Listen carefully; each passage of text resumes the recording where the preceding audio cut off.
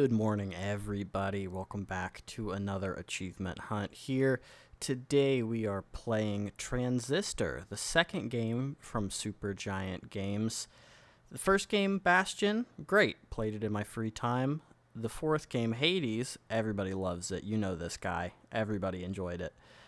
And I played that on stream. So it's time to finish out the 4-game set with Transistor, and spoiler alert for next week's episode, with Pyre as well.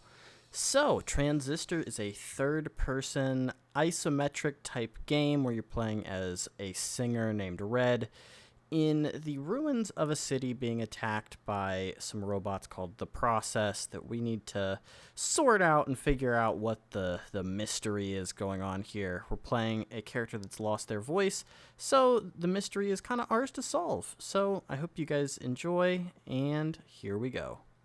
Transistor starts with a still image cutscene looking at the body of a man and the sword that is draped through him, and our player character Red looking on. Once we get into the game, we see Red pulling the sword out of the man, and we can see it's labeled Transistor. After we have the Transistor, we get a couple abilities assigned to us that we can kind of try out, and then we approach our first enemy of the Process, who we can use these combat abilities against to kill. This is the majority of the combat in the game is like this. But we learn that if we don't collect those eggs, the enemies will respawn.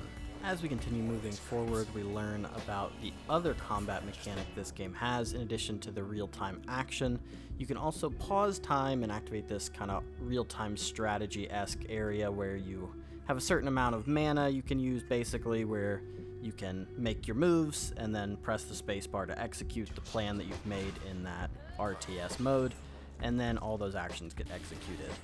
We learn that after combat from this point forward, we get experience to level up, and then we move to a bridge where we see this kind of cyberpunk-esque cityscape that we can move through, and at the end we see a telescope that we can use to view an area called the Empty Set, which is what we are running away from currently, it seems like.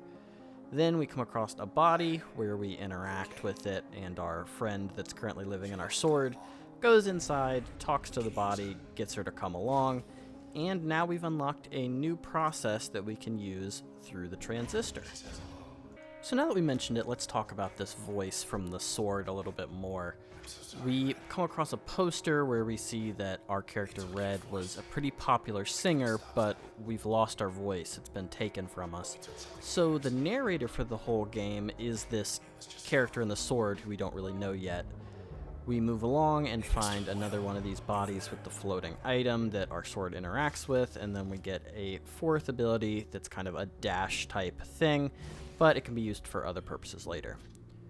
We move on and kill some more enemies, this time a really big guy, pick up the cells that make him up, and we get our first level up. Now we don't get an achievement for this one, but we do get to see what leveling up is like, where we get to pick a couple new functions, well, one of a couple functions, and then we also get some other stuff we can choose from in later level ups. But this time we just pick bounce and we move on, where we find one of these access points. These access points are used to set up your inventory based on what functions you need to take or want to take based on what build you're going for, based on the items you have. Then we make our way to another bridge where we hop on a cool bike and get our first achievement, Drive, for the trouble of finding it. And then we hop on the road where we get some cool dialogue from the sword. We kind of go against his wishes of trying to run away from the town, and we find out we're going back to the place where we were fleeing from. We crash the bike, and we make our way to the set. We take out another one of these big jerks that have been in our path, and we get our level 3 level up. No achievement for this one either, but we do get to pick another process that we can take for the future. Now we learn the hard way what happens if you lose all your health in this game. You lose one of your 4 processes you have on, so you technically have 4 lives. We find another one of these new bodies with the upgrades on it, but unfortunately this one is a little too far gone for us to pick up. The process has already taken too much of them away. We make our way down a pretty grand stage with a lot of seats that we can see around here, and as we make our way up to the top, we find a microphone we interact with, and then we get a cutscene from what happened last night. We can see this is the stage that we were performing on, and as we get the song going, beautiful song here, as always, Darren Korb, my man, knocking the sound design of every single one of these Supergiant games just completely out of the park. It's amazing stuff that they're doing over there. We get a cutscene with a couple of people, and we can see the Transistor is there as well, flying through the air. We've got 4 people here standing, plus a cat, I suppose if you count that.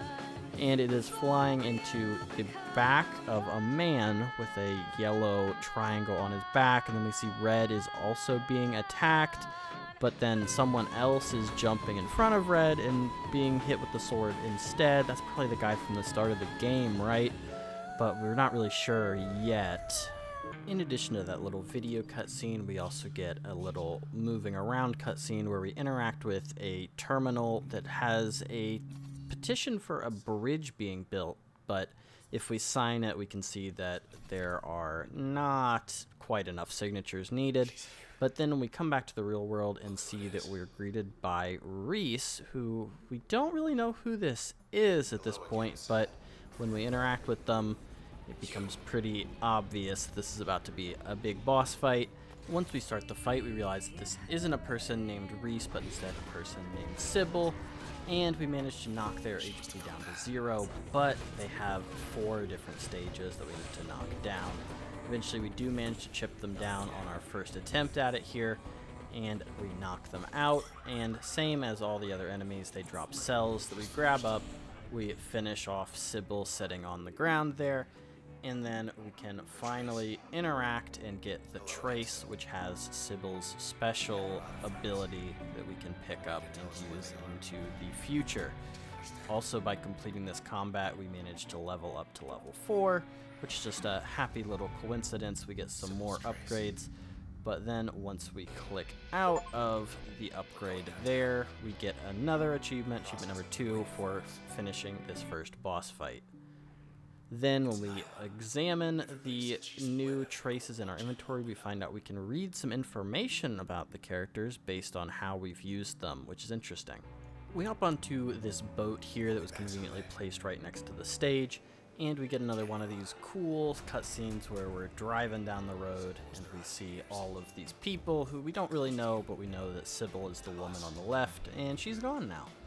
So we entered this new area, find an area called the back door, which is kind of like an open area with a lot of tests in it that we can play out. I'm not going to have access to finishing all of them until the post game, but we have things like killing enemies quickly and strategy type games, things like that. So this is going to be a big part of the post game. A couple of them get pretty hard, but we finish that and we actually get access to limiters now, which are the way to make the game harder, which all of the Supergiant games have built in. Then we examine some more of the aspects that we have, and we unlock achievement number 3, search, for completing 5 whole files.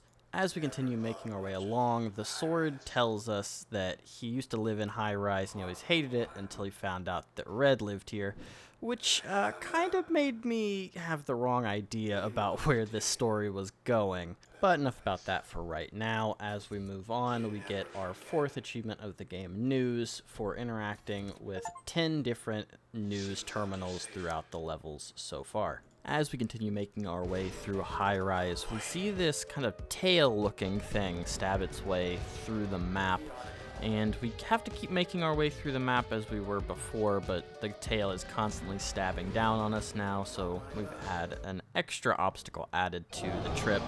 But eventually we make our way to the top of high rise and we find ourselves in a boss fight with the Spine.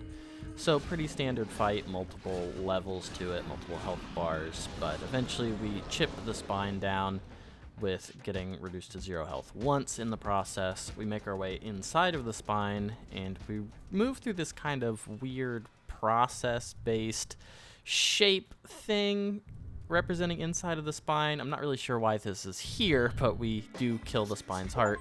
And then upon leaving, we get the achievement spine for our trouble.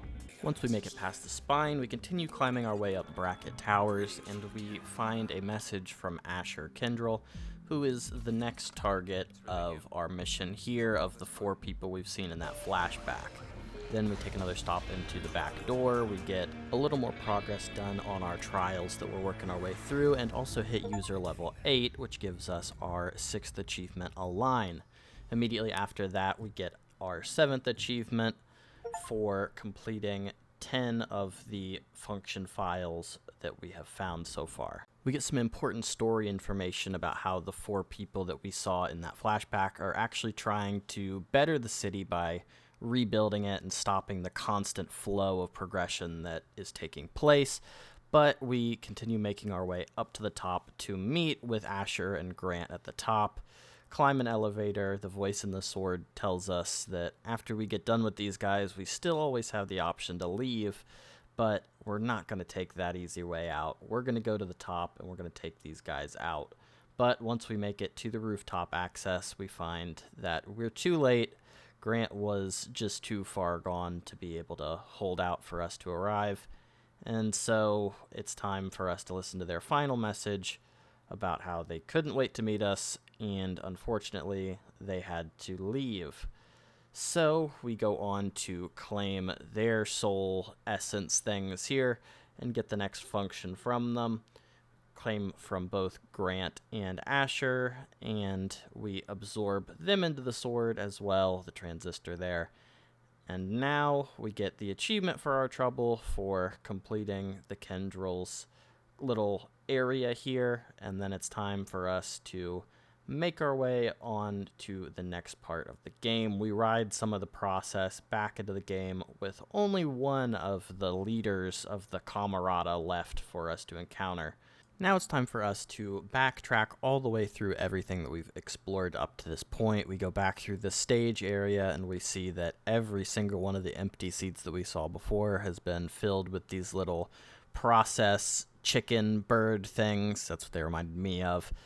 But we continue along, we make it back to the bike, and then we take the bike back. We get another one of these cutscenes where we're talking to the Transistor and riding back into town, where we'll re-arrive at the area that we initially entered from, and we crash our bike once again. Guess more park at this time, but we continue making our way back through the level, update some more function files, and we cross back across the cyberpunk bridge, but this time it's kind of all cloudy, fogged up. And eventually we make our way to Royce Brackett, but it's not actually him. It's kind of a little machine thing flying around to talk to us, to try to convince us that he is looking for a truce and we should work with him to take out the remaining process so that whoever's left can rebuild the city's population. Then we come across this terminal where we read about the bridge being built across the river to the Cloudbank's other area, and we tried to open this before but it wouldn't work, but now we've been given admin authorization privileges, so we're able to click the authorize button and the bridge will be built as if we had received all of the signatures for it originally. So that kind of tied out nicely. I like that little edit there, allowing us to cross from the area that we've been trapped in into the final area here with Royce. Then we get some more dialogue from the robot as we continue, and we get the reason that Royce needs us to come back. We have the transistor, and the transistor is going to be needed to remove the process from the world. We'll have a blank canvas left after the city's been eradicated, and the transistor is the item that they need to use to rebuild the city from scratch. We continue making our way through this world. We end up with some kind of weird areas like this flipped upside down and some jumping around areas. We take one more trip to the back room in this first playthrough, and we finish off the last of the stability test modules, and we get the achievement for doing so. And then we continue making our way through to meet Royce Brackett. We finally come across him in his little lair area here, and we make our way into his studio, walking through. He says that There's nothing he can do to hurt us, really, same as we can't hurt him. But it's important that we get the transistor back into its cradle so that we can end this one way or another, and being able to get the transistor in its proper place. We insert it into the cradle, say goodbye to our sword friend, but only for now, as we put the sword in, and then we cut to a new area. It's been referenced throughout the game that when people die, they go to the country, and that is where we find ourselves now. Just us and Royce left. He says that we probably managed to eliminate all of the process, but only one of us is going to be able to make it out of the country and rebuild what we've left behind. So it's time for our final boss fight against Royce, where we have the opportunity to rebuild our inventory with everything that we have and build out however we want to take this fight on.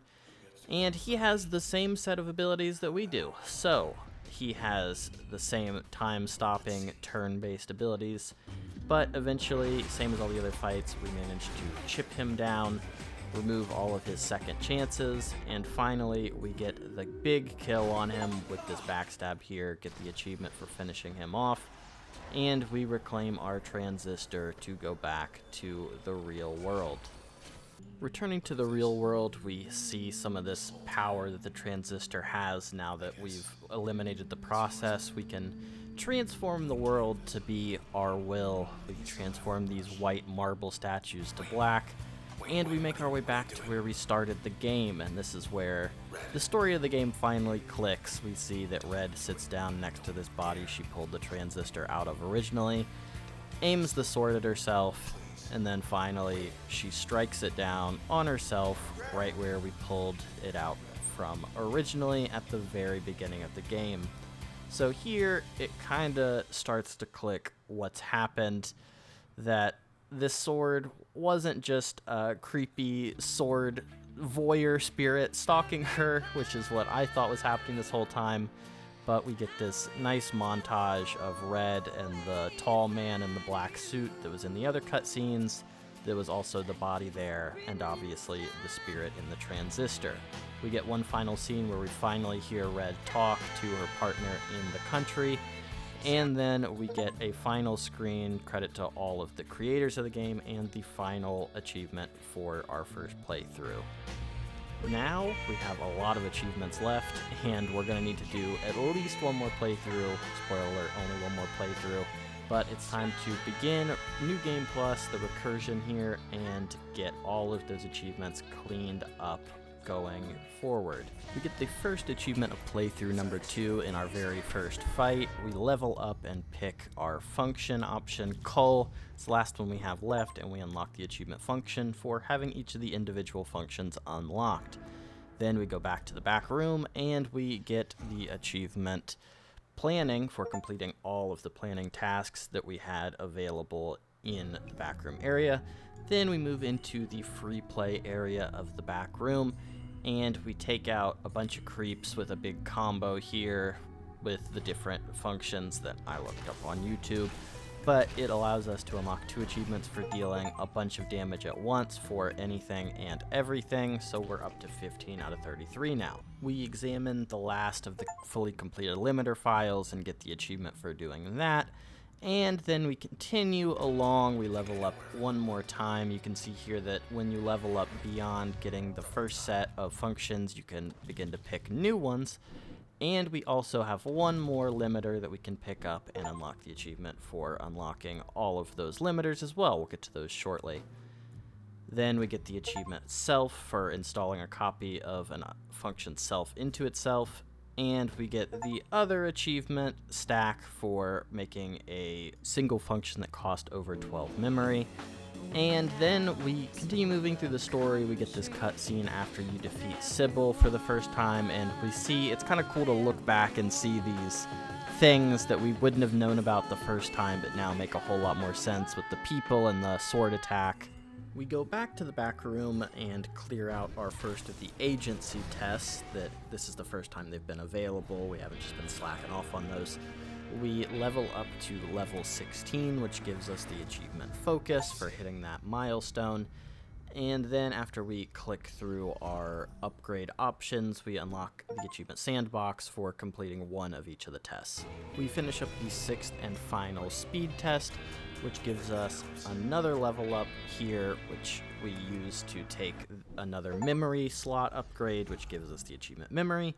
And then because we finished the 6 speed tests, we get the achievement for doing that as well. So now it's time to try to take on the limiter challenges. Every one of the Supergiant games has these. They're little things that make the game much harder, and you have to use all of them to unlock one of the achievements. So I figure may as well go for all of them at once, and we get absolutely slaughtered at the start using these. But we die with them. This is our first death, but it does allow us to review all of the limiters and get the achievement for viewing all of their facts about them as well. And eventually we manage to move on, taking out some of the enemies, and we finally unlock the 3 achievements that you get for using 3 limiters, 5 limiters, and 10 limiters. Doing all of them at once was very frustrating, but felt pretty good to do once we finally did it, proccing all 3 achievements at once and saving us a little time in the long run. We finished probably the hardest of all of the tests that we did in this game, completing agency test number 3 here, which gives us another level up, and we also get the achievement for finishing all of the agency tests that we've had to go through in this game. So then just one more set of tests left, the performance tests, which we finish up number 7 of 7 here. We get another level up in the process, and then we finally get the achievement for completing all of those performance tests, as well as all of the tests in general that Transistor has to offer. Get that cool animation there as well. Going a little bit further through the story here in Bracket Towers, we managed to get another level. We hit level 24, which gives us the achievement 1, and now we're able to just make our way through the rest of the game here, same as we did the first time, just more difficult, more enemies thrown in, smarter AI kind of feels like. Not sure about that 100% though, but we make our way to the final fight with Royce Bracket. And here, same deal, final fight, we prepare. This time we've gotten really familiar with builds, so we can crush him pretty easily. We get the kill here, we get our Transistor back, we get the same end screen here with Red and the big tall man in the black suit. Get the speech, still very adorable, and then finally we get the screen with the final achievement, Goodbye, from Supergiant Games here. So that's that. We managed to 100% Transistor here, a game that's been on my to-do list for quite a while, and I had a lot of fun. I liked that the game was short, only 9.9 hours for the full 100%, which is shorter than the rest of the Supergiant games have been, but I kind of like that. That's okay. That's not a super big deal. I really liked a lot of stuff about this game. I wasn't expecting to use the turn-based mode as much as I ended up doing. You kind of need to make it through the game.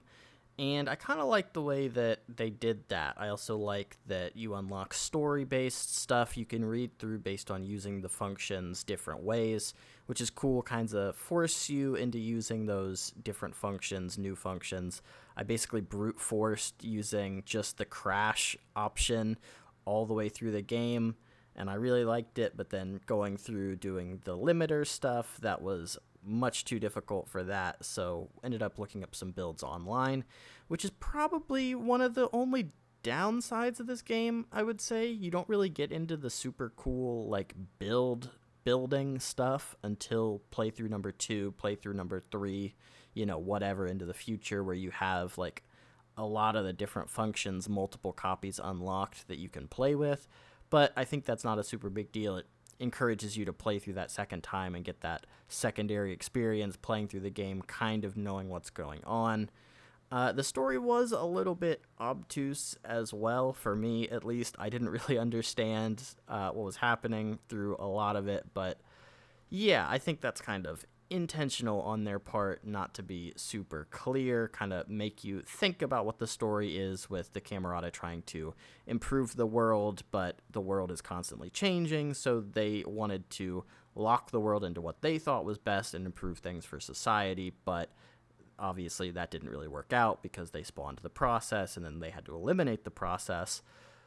which led to the whole game, obviously, and, all of the people in the city being killed or turned into process themselves. But yeah, I mean, typical Supergiant games, I would say that this is better than Bastion. You'll probably hear in Pyre. I think it's a little worse than Pyre, and then Hades is obviously their peak. So they got better with every game. That's good. That's progress. So yeah, great game. Love the art style. The music is obviously fantastic. You got Darren Korb on the project. The man knows his way around some music, but great game. Have to recommend it. It's a lot of fun. 10 hours for the full 100%. And yeah, I hope you guys enjoyed watching, and I hope you join me next week for Pyre when we play that and we finish out the Supergiants games that I hadn't played prior to working on these. So yeah, thanks for watching, and I hope to see you in the next one. See ya!